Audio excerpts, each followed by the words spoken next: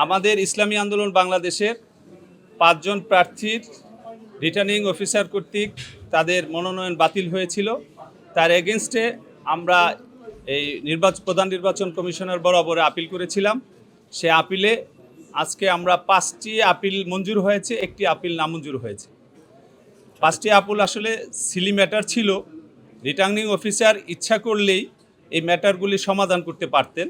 ছোটোখাটো ম্যাটার ছিল, কারো হলফনামায় স্বাক্ষর ছিল না, কারো প্রস্তাবকারী সমর্থনকারীর ঘর পূরণ করা হয়নি, এরকম ছোট ম্যাটার ছিল, যেগুলি বলাও ছিল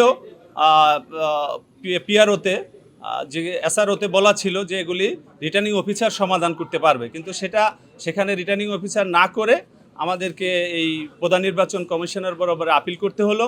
আপিলে আজকে আমাদের যে প্রার্থী আছে ঢাকা 18 আসনের, তারটা সহ আমাদের 5টি আপিল মঞ্জুর হয়েছে। যে ছোটোখাটো ম্যাটার ছিল সেগুলি আমাদের যারা এখানে বিচারক ছিলেন তারা সেগুলি অ্যাকসেপ্ট করেছে। আমার 1% নিয়ে আমাকে বাতিল করে হয়েছিল বলে আমি ধারণা করছি। ষড়যন্ত্র করে আমাকে বাতিল করা হয়েছিল শক্ত প্রতিপক্ষ মনে করে। আজকে আপিল বিভাগে যেই গ্রাউন্ডে বাতিল করা হয়েছে সেই গ্রাউন্ড তারা বাতিল করে আমার নমিনেশন পেপার বৈধ বলে তারা অ্যাকসেপ্ট করেছেন। 29 তারিখে হলফনামা দাখিল করেছি, তারা লিখেছে এখানে যে পূর্ণাঙ্গ হলফনামা হয় নাই।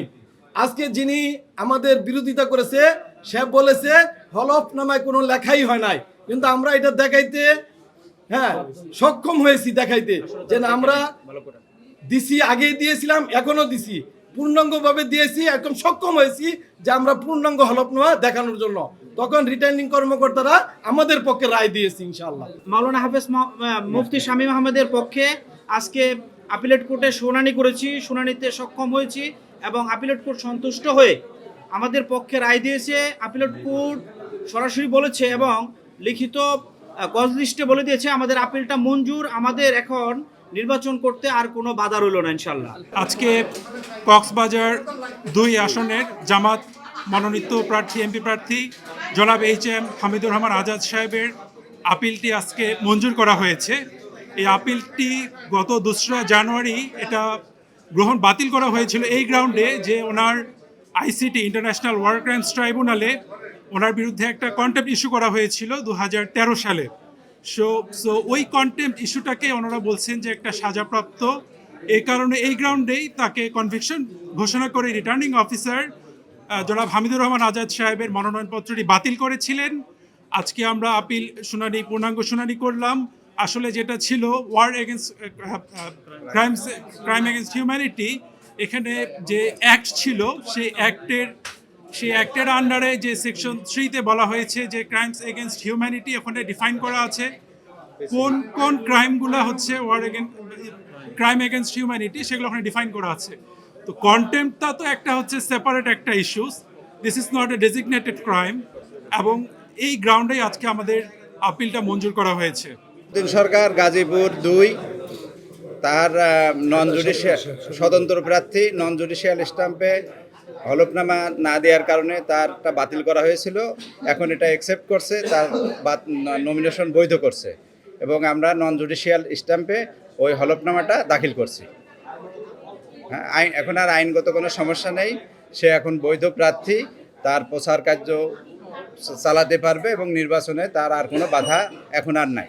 9টা কারেকশন হয়েছিল, একটার কথা বলেছে যে ভোটার নাম্বারটি ভুল থাকায় যাচাই বাছাই করা সম্ভব হয়নি। যাচাই বাছাই করার বিধিবলা নিয়ম জারি হচ্ছে যে সরজমিনে যাচাই বাছাই করিতে হবে। সেক্ষেত্রে ওই ভোটার যে আপনাদের সামনে উপস্থিত তার কাছে জিজ্ঞাসা করা হয়নি, তার ঠিকানা দেওয়া হয়েছিল, ইভেন তার ফোন নাম্বার দেওয়া হয়েছিল। মহামান্য নির্বাচন কমিশনের অ্যাপিল আমরা করাই, আমাদের শুনানি একদম প্রারম্ভে মহামান্য নির্বাচন কমিশন স্বতঃস্ফূর্তভাবে আমাদের অ্যাপিল মঞ্জুর করেছেন। এই ক্ষেত্রে যারা Mohammad Ali advocate Bangladesh supreme court Madhupur ধনবাড়ির 1 আসনে নির্বাচন করার আর কোনো প্রতিবন্ধকতা রইল না। আমি ইটনা মিডিয়াম নষ্টগ্রাম কিশোরগঞ্জ 4 নির্বাচনী এলাকা থেকে স্বতন্ত্র প্রার্থী হিসাবে অ্যাপ্লাই করেছিলাম, কিন্তু আমার যেহেতু হলফনামায় ভুলবশত আমার স্বাক্ষর পড়ে নাই, সেই জন্য কিশোরগঞ্জের রিটার্নিং অফিসার আমার মনোনয়নপত্র বাতিল করছিল। আমি 5 তারিখ প্রথম দিনেই নির্বাচনকে বৈধতা দেওয়ার জন্য। আমার 5 তারিখে আমি এখানে আপিল করি।